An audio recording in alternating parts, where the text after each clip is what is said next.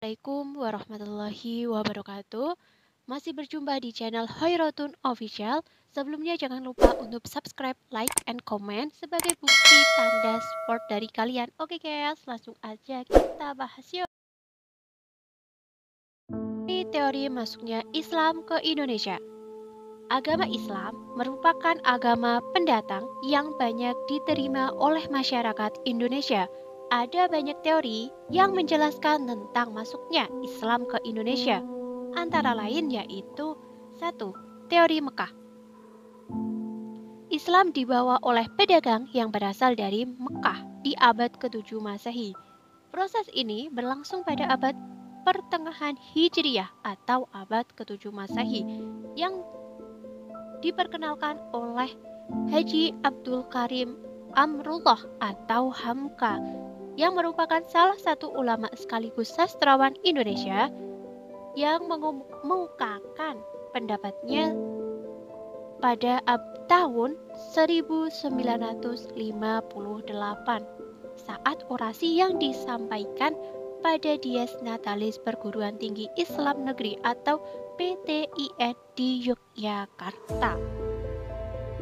Ia menolak seluruh anggapan para sarjana barat yang mengemukakan bahwa Islam datang ke Indonesia tidak langsung dari Arab. Bahkan, argumentasi yang disajikan dirujukan Hamka adalah sumber lokal Indonesia dan sumber Arab. Adapun beberapa bukti yang mendukung teori Mekah ini antara lain adanya perkampungan Islam di Barus, Sumatera di tahun 674 Masehi. Sesuai namanya, penghasilan utama dari kampung ini adalah kapur barus, guys. Kemudian benda ini menjadi kesukaan dari Timur Tengah sehingga mengundang pedagang dari sana untuk datang ke Indonesia. Selanjutnya, ditemukannya makam Islam tertua Indonesia.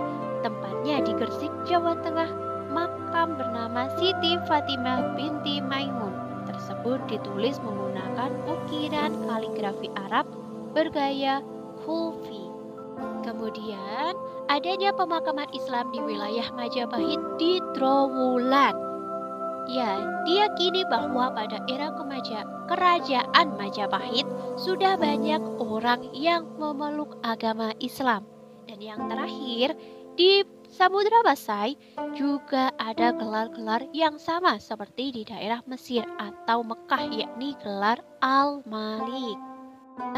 Teori Persia mengatakan bahwa proses kedatangan Islam ke Indonesia berasal dari daerah Persia atau Parsi atau kini Irian.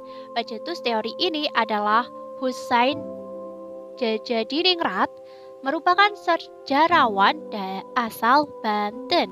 Dalam memberikan argumennya, beliau menitikberatkan analisis kepada kesamaan budaya dan tradisi yang berkembang antara masyarakat Persia dan Indonesia.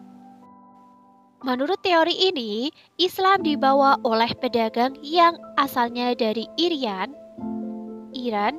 pada abad ke-11 dengan beberapa bukti, yaitu adanya setiap tanggal 10 Muharram di Bengkulu dan Sumatera Barat telah diadakan upacara tabwik, yaitu untuk mengenang cucu Nabi Muhammad SAW, yaitu Husain bin Ali. Kemudian adanya kesamaan ajaran Sufi yang dianut oleh Syekh Siti Jenar, seorang ulama Sufi asal Jepara, dengan Sufi Iran beraliran Al-Halaj. Kemudian menggunakan istilah bahasa Persia dalam setiap mengeja huruf Arab untuk tanda-tanda bunyi harakat seperti fathah, domah, dan kasrah. Kemudian di Sumatera Barat, peringatan tersebut disebut dengan upacara tabwik atau tabut, sedangkan di Pulau Jawa ditandai dengan pembuatan bubur suro. Selanjutnya, ada penggunaan istilah Persia untuk mengeja huruf Arab. Kesamaan seni kaligrafi pada beberapa batu nisan. Bukti maraknya aliran Islam Syiah khas Iran pada awal masuknya Islam di Indonesia. Adanya perkampungan leren atau leran di kiri daerah Gresik. 3. Teori Gujarat. Bahwa proses kedatangan Islam ke Indonesia berasal dari Gujarat pada abad ke-7 Hijriah atau abad ke-13 Masehi. Gujarat ini terletak di India bagian barat, berdekatan dengan Lautan Arab. Dengan tokohnya salah satunya adalah sarjana dari Belanda, yaitu J. Picknapple dari Universitas Leiden pada abad ke-19. Menurutnya, orang-orang Arab bermazhab Syafi'i telah bermukim di Gujarat dan Malabar sejak awal Hijriah atau abad ke-7 Masehi. Namun, yang menyebarkan Islam ke Indonesia menurut Picknapple bukanlah dari orang Arab langsung, guys, melainkan pedagang Gujarat yang telah memeluk Islam dan berdagang ke dunia timur termasuk Indonesia. Kemudian, teori Gujarat ini dikembangkan oleh J.P. Mokweta pada tahun 1912 yang memberikan argumentasi dengan batu nisan Sultan Malik As-Saleh yang wafat pada tanggal 17 Zulhijjah 831 Hijriah atau 1297 Masehi di Pasai, Aceh, dengan beberapa bukti antara lain